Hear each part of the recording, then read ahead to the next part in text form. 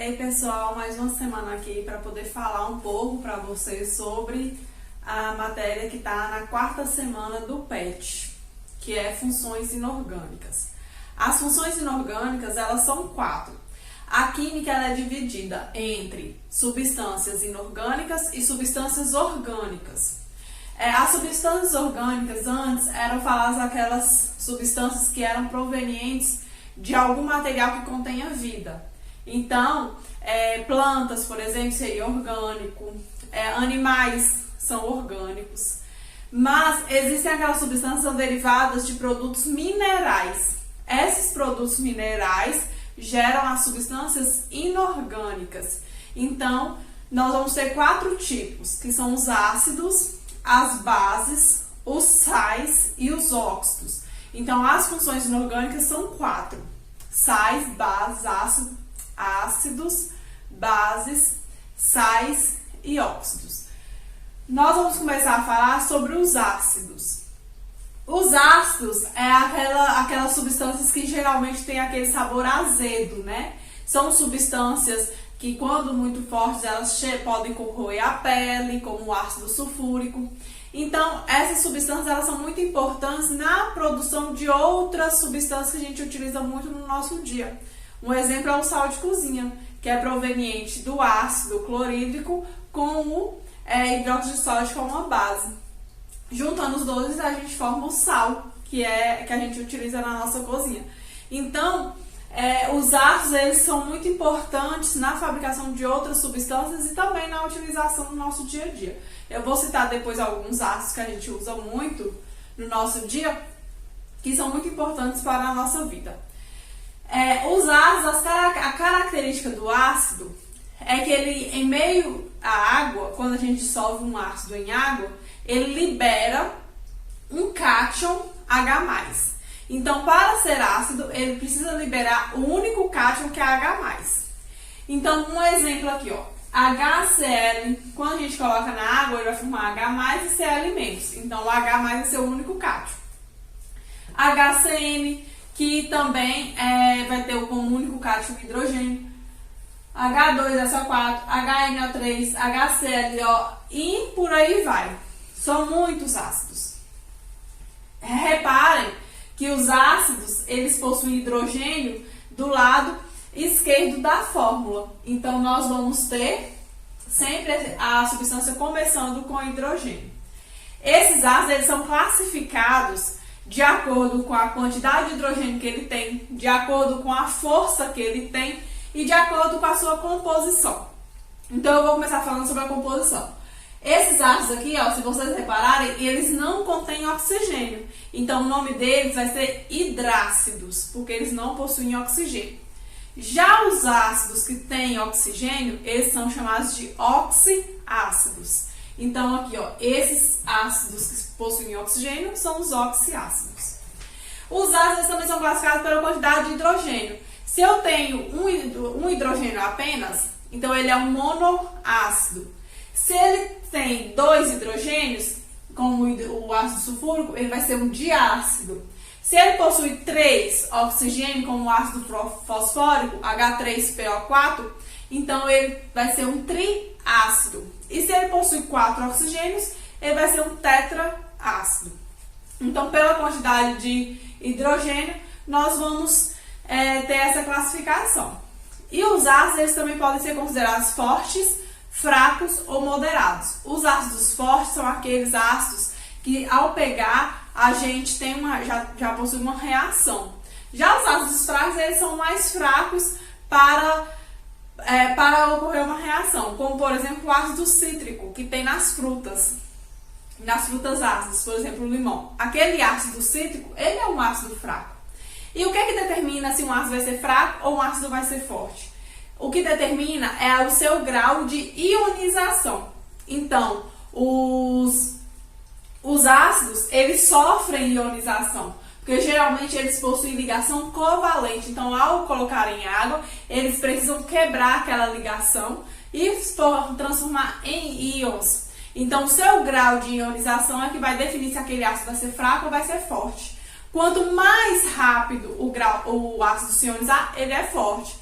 Quanto mais lentamente ele se ionizar, o ácido ele é fraco. E aí a gente tem alguns mecanismos para determinar se o ácido ele vai ser fraco ou forte, da seguinte maneira.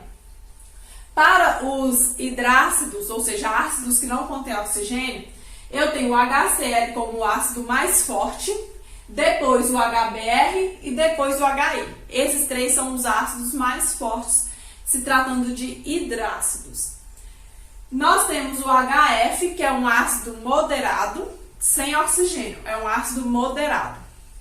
E os outros ácidos que não possuem oxigênio são todos fracos. Por exemplo, o HCN, que eu até coloquei aqui. Esse HCN é um ácido fraco. Por quê? Porque os únicos ácidos fortes vão ser esses aqui, ó. HCl, HBr e HI, nessa sequência. Depois o HF, que é moderado, e o restante vai ser todos fracos.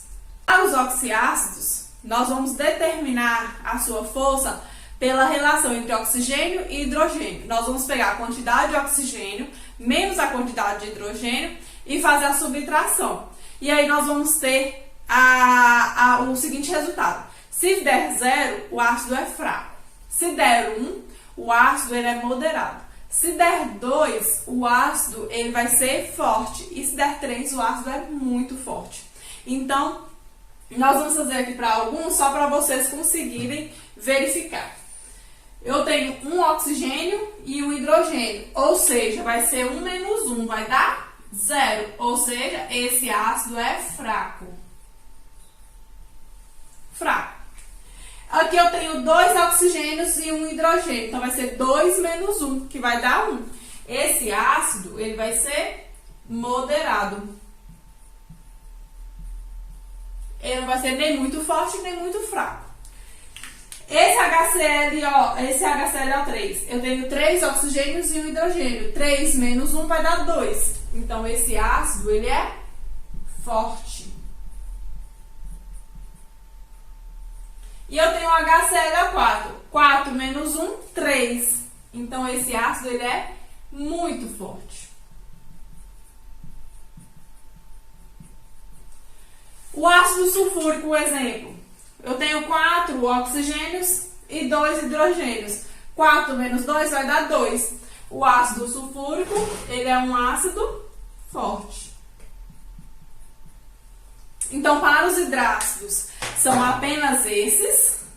E para os oxiácidos, nós vamos fazer a relação. Se der 0 é fraco, 1 moderado, 2 forte e 3 muito forte.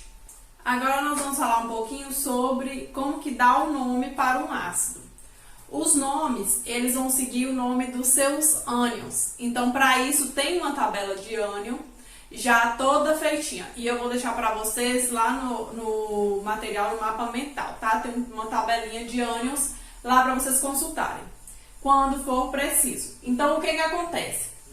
Existem duas formas diferentes de a gente dar o nome para ácidos, que é quando ele tem oxigênio e quando ele não tem oxigênio. Quando o ácido não tem oxigênio, que é aqui os hidrácidos, nós vamos pegar o nome do ânion dele, daquele elemento, e retirar o final. O final do ânion para os hidrácidos é eto. Então, a gente vai tirar esse eto e transformar em hídrico. Então, um exemplo, HCl é um ácido.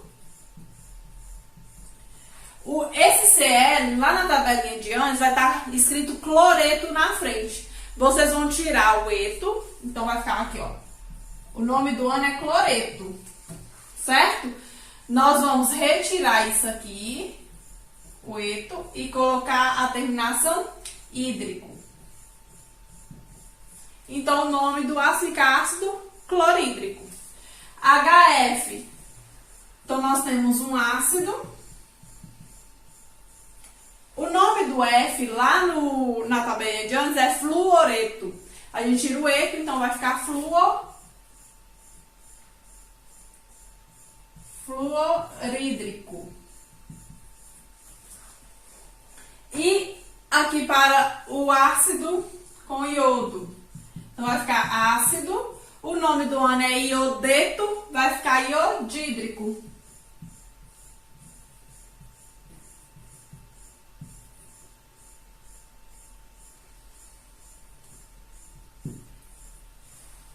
Então, dessa forma, a gente coloca o nome para os hidrácidos. A gente retira a terminação do ânion, que é eto, e coloca a palavra hídrico no final para se transformar no ácido.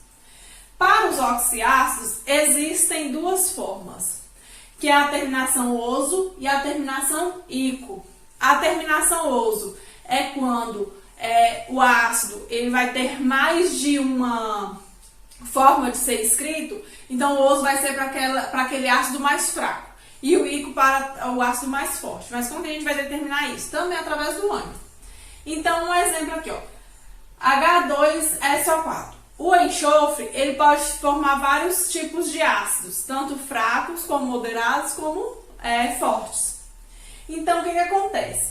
Esse H2SO4, esse SO4 aqui, lá na tabela de ânion, o nome dele é sulfato. Então, quando o ânion terminar em ato, o ácido ele vai terminar em ico, tá? Então, o que acontece? Vão ser duas terminações. Quando o ânion terminar em ato, a terminação do ácido vai ser ico, e quando a terminação do ácido for ito, do ânion for ito, a terminação do ácido vai ser oso. Então, aqui, ó, o nome do SO4 lá na tabela é sulfato. Então, o ato a gente retira e coloca ico. Então, vai ficar ácido sulfúrico.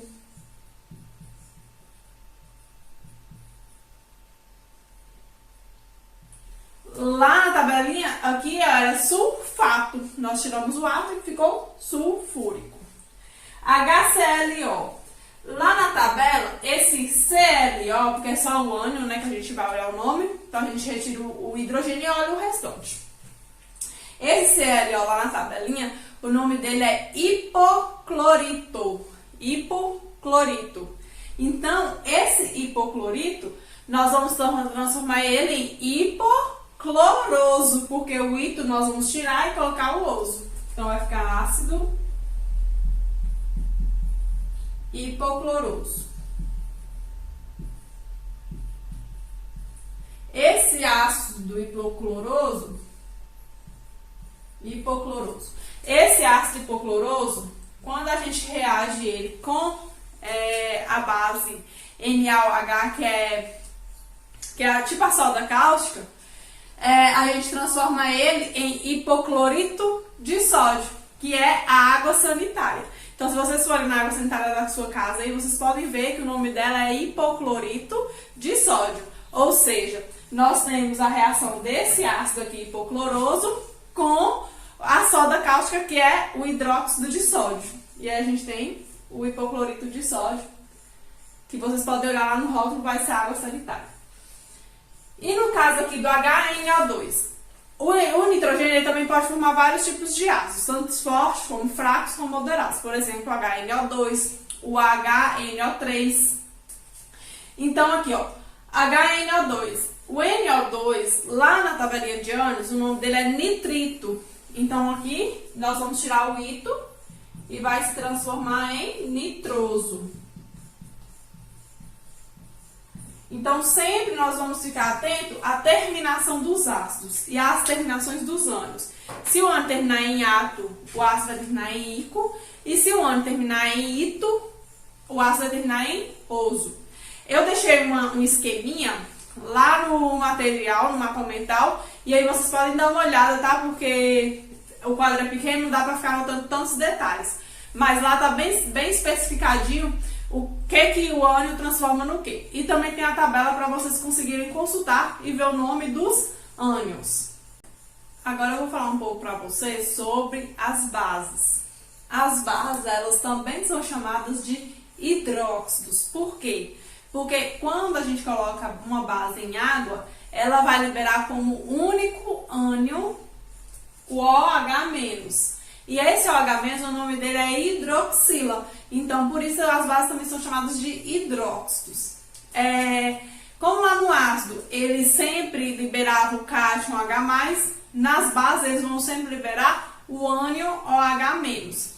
Então, aqui um exemplo de algumas bases, o NaOH, KOH, MgOH2, NH4OH. Se vocês forem reparar, todos terminam com OH, ao contrário da base que todos começavam com H, aqui todos terminam com OH.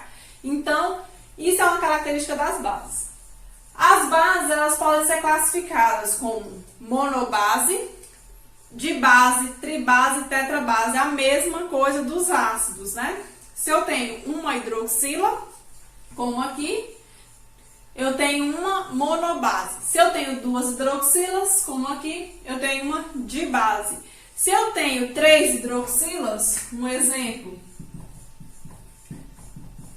a base com alumínio, eu tenho uma tribase. E se eu tenho uma base com 4 hidroxilas, eu tenho uma tetrabase. E aí a gente tem uma classificação também quanto à solubilidade em água. Existem bases que são muito solúveis em água e existem bases que são praticamente insolúveis em água. Então, um exemplo são as bases da família 1A da tabela periódica e o NH4OH. Eles são solúveis. Então, se a gente pega a tabela periódica, todas as bases com aqueles metais da família 1A, elas vão ser bases solúveis em água. Se a gente pega as bases da família 2A da tabela periódica, magnésio, berílio, cálcio, essas bases elas são parcialmente solúveis, ou seja, elas dissolvem mais dificilmente do que as bases da família 1A, que é sódio, potássio, lítio. Já as outras bases, elas são todas insolúveis. Então, se eu pego uma base de cobre, uma base de ferro, então todas essas bases elas são fracas, tá? Elas são insolúveis em água. A força das bases, elas vão se dar da mesma forma que lá nos ácidos, que é quando eu adiciono água, se aquela substância ela se dissociar rapidamente, nós temos uma base forte. Se ela se dissocia mais lentamente, a gente tem uma base fraca. Aqui a gente fala de grau de dissociação, não de ionização. Lá nos ácidos é grau de ionização, porque as substâncias elas se ionizam, elas se transformam em íons. Mas aqui a gente já tem os íons. E aí eles só precisam se dissociar, eles só precisam dissolver. E aí, quanto mais rápido for dissolvido, mais forte é aquela base. As bases da família 1A e 2A são bases fortes, porque elas se dissolvem, o grau de dissociação delas é alto, com exceção da base feita de magnésio. Essa base, ela é uma base fraca, tanto é que a gente utiliza ela, através do leite de magnésia, para amenizar, por exemplo, a azia, né, aquela acidez do estômago. E as outras bases todas, elas vão ser fracas. Então, as únicas bases fortes são as bases das famílias 1A e 2A, com exceção do hidróxido de magnésio, que a gente utiliza para acidez estomacal. Agora eu trouxe para vocês sobre a nomenclatura das bases, como que a gente faz para dar os nomes às bases. As bases é mais simples do que os óxidos, elas vão seguir sempre o padrão. Nós vamos colocar a palavra hidróxido e o nome do cátion. O nome do cátion ele não tem alteração, vai ser o nome que vocês pegarem da tabela periódica e colocar aqui na frente. Geralmente é o nome do próprio elemento. Então, um exemplo. Aqui, ó, nós temos uma base, OH, e nós temos o elemento sódio, né, ligado nele como cátion. Então, lá na tabelinha de cátion vai estar escrito sódio, porque é o nome desse cátion. Então, vai ser, o nome dessa base vai ser hidróxido de sódio. O nome dessa outra base vai ser hidróxido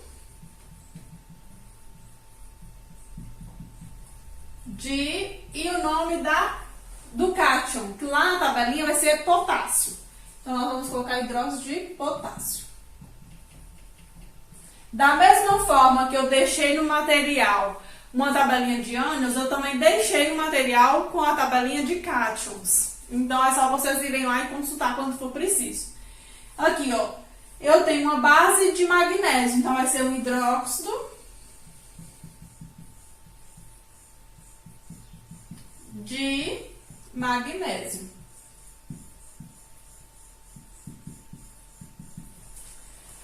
Nós temos também uma diferença quando for elementos que têm mais de uma base. Por exemplo, o ferro, o cobre, eles podem formar mais de uma base porque o seu NOx permite. a gente vai ver depois, mais pra frente. Então aqui, ó, eu tenho um ferro formando uma base com um NOx 2 e eu tenho um ferro formando uma base com um NOx 3. Eu consigo identificar pelo número que está aqui embaixo. Então, o magnésio nós não colocamos nada porque é a única base que ele forma é essa. Mas quando o elemento ele forma mais de uma base, nós temos que identificar qual que é a base que ele está formando. Então, por exemplo, aqui, ó, no hidróxido de ferro,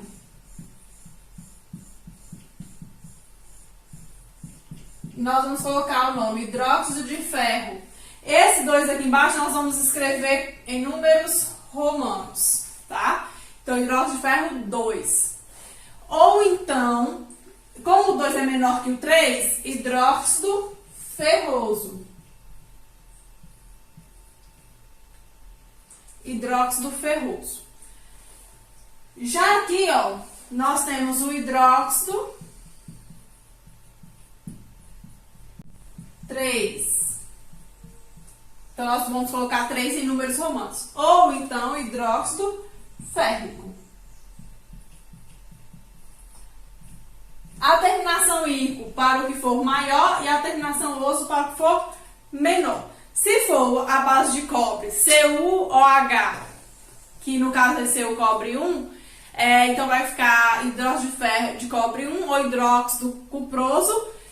E se for o cobre 2, que é CuOH2, vai ser hidróxido de cobre 2 ou hidróxido cúprico, tá? Então, existe essa diferença referente ao nome somente nesses casos, quando formar mais de uma base. Como vocês vão saber? Pela tabelinha. Lá na tabelinha vai ter todos os nomes referente a esses cátions. E aí vocês podem colocar lá, é só copiar o nome daquele cátion e colocar. Não precisa fazer alteração nenhuma daquele cátion. Só pegar o nome e colocar, tá?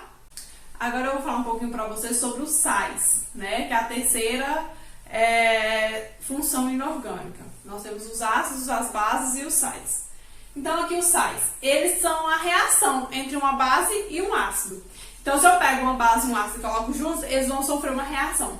O nome dessa reação é reação de neutralização. Por quê? Porque eu tenho um ácido, que é uma substância, digamos, um pouco perigosa, uma base também, que é uma substância também perigosa. Quando a gente junta, a gente neutraliza os dois, ou seja, ele se transforma em uma substância que é fraca, que não vai fazer muito mal. Então, o que acontece? Nós temos aqui uma base, KOH, e um ácido, HBr, certo? A base definida com OH, o ácido é definido com hidrogênio. Então, quando eles estão no meio aquoso, ou seja, no meio a água, isso aqui vai formar K+, OH-, isso aqui vai formar H+, e Br-. Para formar para a reação de neutralização, nós vamos pegar o cátion da base e o ânion do ácido, KBr. E nós vamos colocar aqui, ó, KBr. Como aqui é -1 e aqui é +1, nós não precisamos colocar nada aqui embaixo. Mas, por exemplo, se fosse 2, a gente invertia. Igual para formar isso aqui, ó, K2SO4. Significa que esse 2 aqui, ó, era 2 menos aqui. Aí, quando inverteu, ele foi lá para baixo do outro. Mas, na reação de neutralização, então a gente vai formar um sal. Mas, olha, sobrou um hidrogênio e o OH. Um hidrogênio com outro hidrogênio, H2. Mais oxigênio, H2O.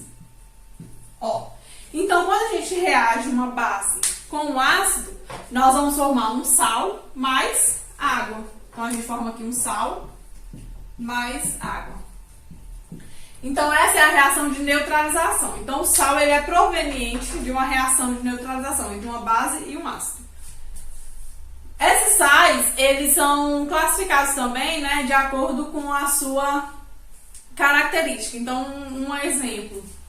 Quando a gente reage aqui e esses dois ácidos, tanto o ácido como a base são fortes, eles vão reagir completamente, formando sal e água. Então, esse sal aqui, a gente considera ele neutro. Agora, quando a gente reage, por exemplo, um ácido forte com uma base fraca, como o ácido é forte, vai formar um sal de caráter ácido, porque esse sal foi proveniente de um ácido forte, mas uma base fraca. Se for o contrário, se a base for forte e o ácido for fraco, a gente vai formar um ácido, um sal de caráter básico, porque esse sal vai ter característica mais da base, que é forte, do que do ácido, que é fraco, tá? E aí eu deixei algumas outras formas de classificação lá para vocês no material, que vocês depois podem dar uma lida, que é de fácil entendimento.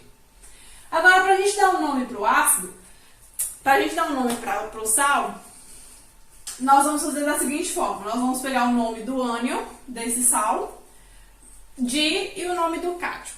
Como que a gente vai fazer isso? Olhando pela tabela, ou então pelo ácido, né? Mas é só olhar pela tabelinha de ânion e a tabelinha de cátions. Então aqui, ó, NaCl. Se é o nome do ânion primeiro, o ânion é o Cl. Lá na tabelinha o nome dele é cloreto. Então a gente vai colocar o nome aqui, cloreto. Sem alteração, aqui não tem que ter alteração. E o nome do cátion, que é o Na. O Na lá na tabelinha é sódio. Então, cloreto de sódio. K2SO4. O SO4 lá na tabelinha é o sulfato. Então, nós vamos colocar aqui sulfato de... E o nome do K, que é potássio.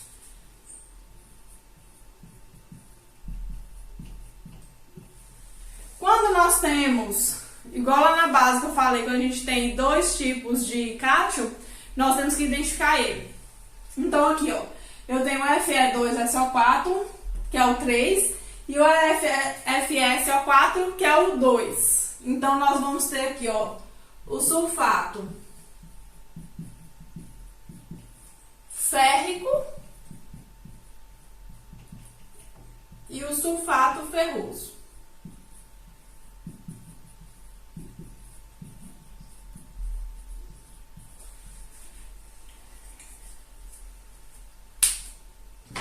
Como esse ácido aqui, ó, esse sal aqui, por exemplo, o sulfato ferroso que a gente utiliza para poder tomar quando a gente está com deficiência de ferro no nosso organismo, ele é um sal de caráter ácido. Por quê?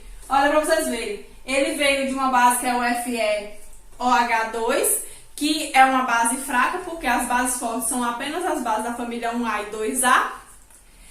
Então, o ferro é uma base fraca e o H2SO4, que originou o SO4 aqui, ó, do ânion, é um ácido forte, que é o ácido sulfúrico.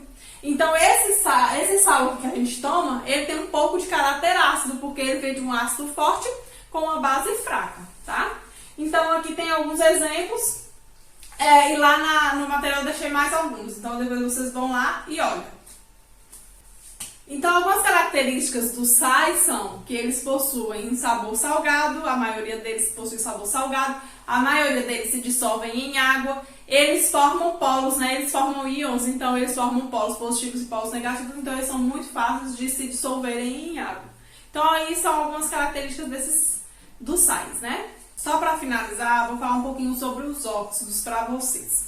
Os óxidos, eles são compostos binários. O que são compostos binários? São compostos que só possuem dois elementos. Esses compostos, eles têm que ter pelo menos um desses elementos, o oxigênio. Então, aqui, por exemplo, H2O, eu tenho oxigênio e hidrogênio, é um óxido. SiO2 é um óxido porque eu tenho dois elementos e um deles é o oxigênio. Só que não basta ser somente um deles oxigênio. Precisa ser o oxigênio como o elemento mais eletronegativo. Então, basicamente, todos os compostos binários com oxigênio vão ser óxidos, menos o flúor, O2F2 ou OF2. Esses dois, eles não são óxidos. Por quê? Porque o flúor é o elemento mais eletronegativo. Depois vem o oxigênio. Então, quando tiver oxigênio ligado ao flúor, não vai ser óxido, vai ser fluoretos. Mas todos os demais praticamente vão ser óxidos, porque o oxigênio é o segundo elemento mais eletronegativo, tá? Então, eu tenho óxidos que são neutros, são aqueles óxidos que eles não têm uma característica muito forte de ácido nem base. Eu tenho aqueles óxidos que são mais voltados para o caráter ácido, né? Esses óxidos que são mais de caráter ácido, nós vamos ter, quando eles misturados em água, eles vão se transformar em um ácido. Um exemplo, o SO3, que existe na natureza, e quando chove e ele mistura com água, ele se transforma em um ácido sulfuroso, que aí provoca a chuva ácida. Então eu tenho aqui o SO2 também, a mesma coisa. Aí quando ele se mistura lá na natureza com a água da chuva, ele se transforma no ácido, e esse ácido ele vai se transformar na chuva ácida. Nós temos também os óxidos de caráter básico, que no caso vão ser os óxidos que quando dissolvidos em água vão se transformar em uma base. Geralmente esses óxidos de caráter básico são os óxidos de metais. Então, por exemplo, o NaO, o CaO, todos esses têm caráter básico. Os de caráter ácido são geralmente aqueles ácidos que são provenientes de ametais. Então, por exemplo, SO3, SO2, CO2. Então, todos esses são de caráter ácido. Já os ácidos neutros que eu tinha falado, os óxidos neutros que eu tinha falado, são os óxidos anfóteros. Eles não possuem nem características de ácido, nem características de básico. Eles podem se comportar das duas maneiras. Um exemplo é esse Al2O3. O óxido de alumínio, ele vai ser um óxido anfótero.